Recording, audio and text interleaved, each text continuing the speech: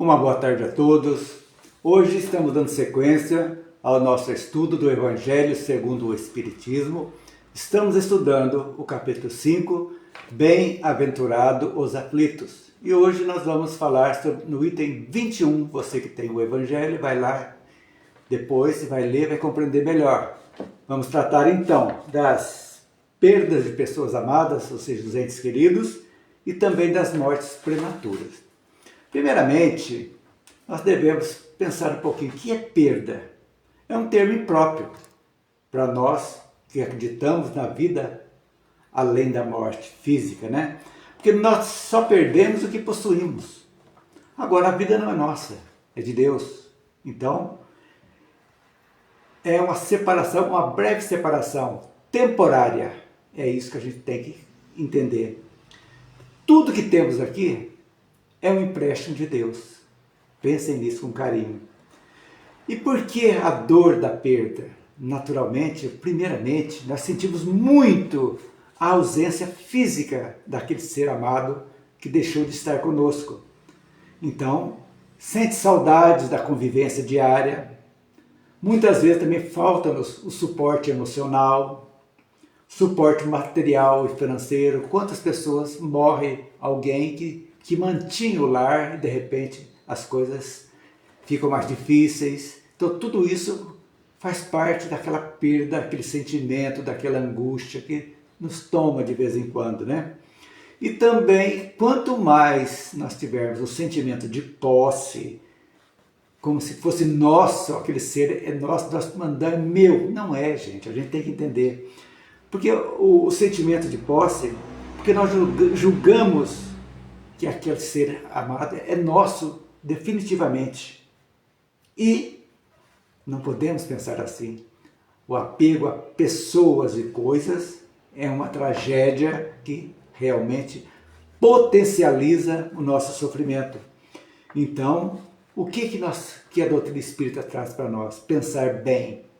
Amar, sim, mas precisamos desapegar. Porque desapego não é desamor.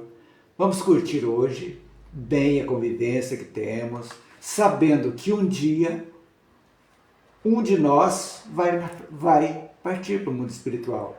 E a gente tem que entender isso. Porque nós temos que advertir sempre que a morte do corpo físico é algo que não podemos modificar. É inerente a todos os seres vivos, em todos os reinos, vegetal, animal e também no reino hominal, né? Então, como lidar com a perda?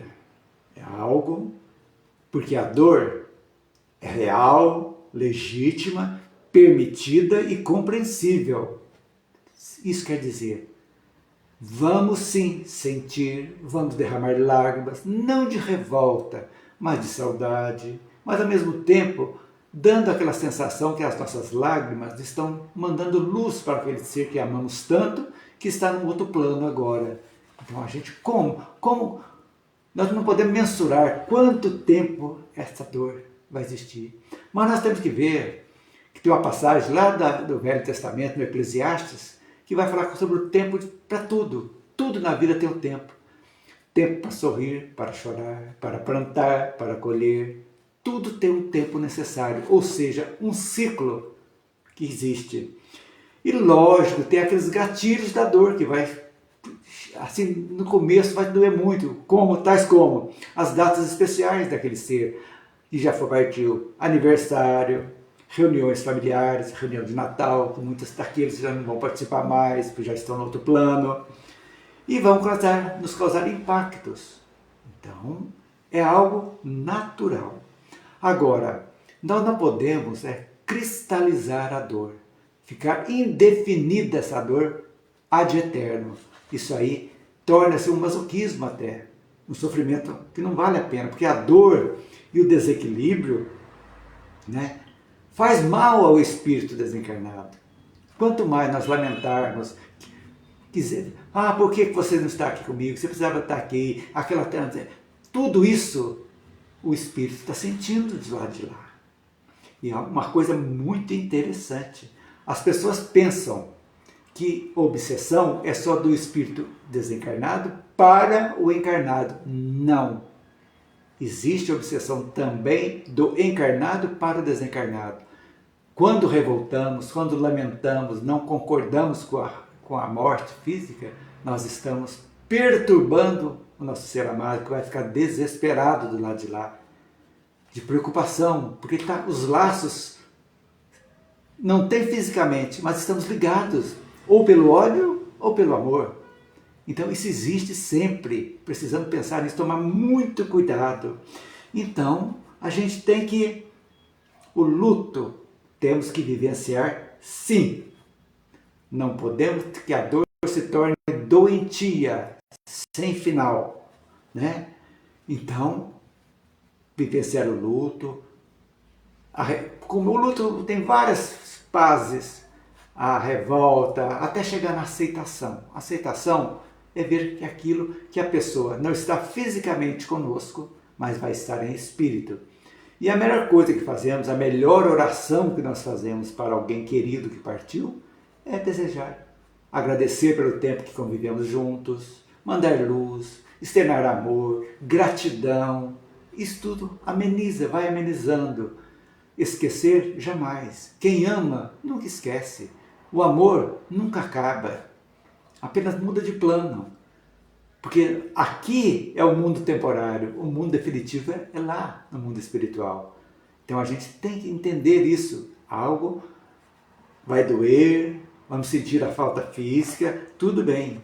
E às vezes muitas pessoas sentem culpa porque está cicatrizando a dor. Não, não tem que sentir culpa por desejar parar de sofrer. Então, nossa, eu estou em falta com aquela pessoa porque eu estou sofrendo menos. Não, vamos viver a vida, continuar vivendo aqui enquanto se Deus quer permitir.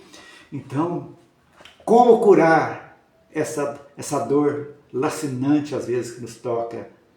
Inesquecíveis são os nossos queridos, nossos entes queridos, pessoas amadas. Mas vamos nos lembrar dos momentos felizes que passamos juntos. Largar mão de ver tragédias na mídia, que vai lembrar coisas negativas, que vai nos fazer sofrer. Evitar visitas ao cemitério, gente. Ali está apenas o corpo. Não é aquilo ali, vai trazer sofrimento, porque cada vez que vai lá, vai abrir a ferida, vamos entrar em desespero, e não vale a pena. Converse com seu ente querido partido em qualquer lugar, em qualquer hora, em qualquer momento. Dentro de casa, na rua, vendo uma flor, ouvindo uma música que ele gostava, lembrando dos causos que eles contavam às vezes. Tudo isso vai amenizando, né? Vamos aproximar mais das pessoas, não devemos nos isolar. Vamos conviver. E não podemos jamais esquecer do consolo da prece, né? Isso aí, vamos colocar flores, não no cemitério, em casa. Tem uma foto bonita lá deles, da família. Vamos colocar uma flor para lembrar dos nossos queridos ali, através das fotos, momentos bons. É assim que nós vamos amenizando a dor. Naturalmente, não estamos cristalizando a dor. Não. Vamos sentir e não vamos esquecer nunca. Quem vai esquecer de um pai, de uma mãe que nos deu a vida, que já estão do lado de lá? É muito bom nós lembrarmos deles com carinho, agradecer por eles nos terem dado a oportunidade de nós voltarmos da carne. Então, bem, a perda, entre aspas, não seria perda, é apenas um breve intervalo entre nós que estamos encarnados e os que estamos numa outra dimensão de desencarnados. Que um dia todos estaremos juntos também. Então, esse é o sentido da perda das pessoas que a doutrina vem trazer esse alento para nós. Agora, nós precisamos falar muito também que outras coisas dentro dessas perdas, nós podemos entender que existem as mortes prematuras. Então, um jovem, uma criança, né? Uma pessoa boa que de repente sofre um acidente grave e morre, um infarto fulminante, são mortes súbitas, não só das crianças, para também essas mortes súbitas, vamos pensar assim.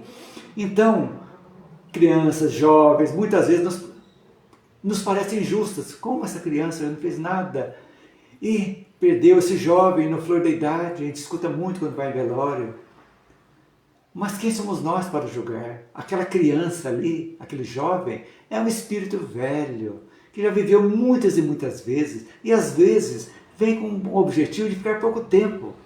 Não precisa ficar muito tempo na Terra mais, já cumpriu a sua missão. Às vezes, a dor daquela perda, entre aspas, como diz sempre, é uma provação para os pais, ou uma expiação também. Então aquele jovem, aquela criança, veio para cumprir a missão, cumpriu, foi e serviu para que os pais também trabalhassem a dor, entendessem a dor e evoluindo também juntos. Esse é o objetivo. Então não lamentamos. Vamos sofrer, como dissemos há pouco? Sim. Vamos viver o luto? Sim. Mas não vamos viver indefinidamente vivendo de luto e nos revoltando contra a vontade divina, né? E o que eu disse há pouco, parece que foi uma interrupção, aparentemente, né? Mas isso, sob o ponto de vista limitado que nós temos, a morte prematura, que para muitos parece interromper a vida que mal começou e que tinha muito a oferecer, no entanto, na perspectiva espiritual é muito diferente. Como eu disse há pouco, primeiro, cumpriu a missão, disse há pouco. Então, algumas existências são curtas, porque a missão do espírito tinha que cumprir em breve. O tempo de vida na Terra não é a única medida da utilidade de uma existência. Não. É muito mais amplo que a gente pensa. E também, como disse há pouco, é uma prova para aqueles que ficam.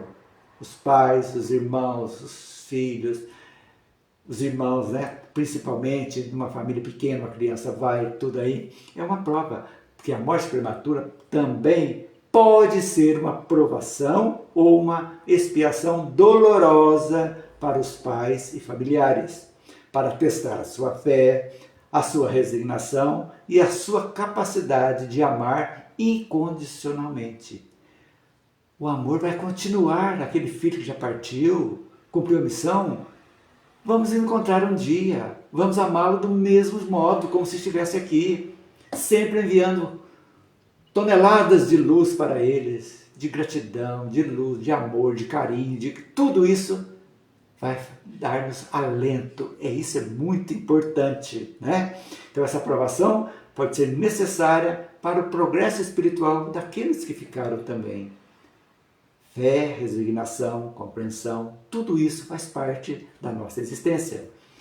E também, em alguns casos, a morte prematura pode representar uma expiação abreviada de faltas passadas daquele espírito. Expiou, cumpriu a missão e o espírito seguiu em frente. É isso. Mas estamos ligados, muito ligados. Nunca esse vínculo vai se romper. Agora, não podemos perturbar aqueles queridos que já se foram, com a nossa revolta, com a nossa incompreensão, com a nossa lamentação, com a nossa tristeza que não tem fim. Isso aí não é legal. Não faz bem, nem para quem foi, nem para quem fica. Então, a morte precoce então, pode impedir que o espírito cometa mais. Às vezes o jovem está desregrado, está levando uma vida que pode perturbar, adquirir mais débitos. Então a espiritualidade deixa assim, ele não está preparado ainda, vamos levá-lo, prepará-lo para uma nova, para que ele venha e possa suportar tranquilamente e evoluir. Por quê? A justiça divina nem sempre nós compreendemos. Pensem nisso também. Agora, qual consolo para os pais que perdem filhinhos em tenra idade? São espíritos puros ou em progresso? As crianças morrem na tenra idade, são geralmente espíritos puros que progrediram rapidamente e não necessitam de uma longa experiência terrena. Olha só. Olha o nosso apego, vamos tomar cuidado, vamos pensar bem. É desse jeito que a gente vai compreender, ok? Livre das tribulações da vida, não tem necessidade de sofrer mais. Adeus. Agora, eu disse há pouco, os laços que unem de afeição entre pais e filhos continuam, gente. no mundo espiritual e vão se fortalecer cada vez mais. Nós vamos conversar com eles em sonho, em intuições, lembranças que vêm nos aflorar, coisas boas. Eles estão conectados conosco também. Eles vêm nos visitar e vão mandar notícias para a gente de alguma forma. Calma, tranquilidade, serenidade, isso é tudo. Agora, a breve passagem de uma criança pela vida terrena, pensem nisso agora, não anula o dever dos pais de terem cuidado de seu desenvolvimento espiritual, mesmo por um período muito curto. Sim, vamos colocá-los sempre no caminho do bem, desde bebê. Mostrar o que é certo, o que é errado, estimular as virtudes daquele espírito novinho que está chegando, porque uma reencarnação, nós sabemos, só se termina no 7º ano de vida de encarnados. Então, nesse período de 0 a 7, nós podemos, os pais têm muita coisa importante para passar para seus filhos. E se Deus os levou, há um motivo maior para isso, como vimos há pouco. Pensem nisso também. Agora, muitas daquelas mortes já de adultos, as mortes súbitas, morrem em consequência do quê? Das suas próprias faltas. Ou seja, são por imprudência, vícios ou negligência. Quantas mortes no trânsito nós temos por imprudência, por negligência, por vícios da bebida, de drogas que levam antecipadamente. Não está prevista a morte naquele tempo. E a própria falta, o modo de agir, provoca como se fosse um suicídio indireto. A gente tem que pensar nisso. Imprudência, negligência e vícios acontecem. Por quê? Negligência. A pessoa tem problema cardíaco e é negligente com a alimentação, com os cuidados médicos. Tudo isso vai favorecer um desencarne antecipado, que então, por falta da própria pessoa que não cuidou do corpo, que é o templo do espírito. Nós temos o dever de cuidar do nosso corpo. A justiça divina caminha junto com a misericórdia. Eu digo isso sempre. A justiça dá que nós temos que passar por um sofrimento, por uma doença, mas ao mesmo tempo, a doença é kármica, mas tem a justiça, a misericórdia divina que vai nos dar os medicamentos, a medicina, que vai ajudar a amenizar para que a gente consiga levar a termo o máximo tempo possível aquele tratamento, usando de tudo aquilo que a Terra nos oferece para curar-nos ou aliviar os nossos sofrimentos. Pensei nisso também. Por quê? Porque a responsabilidade nossa é individual.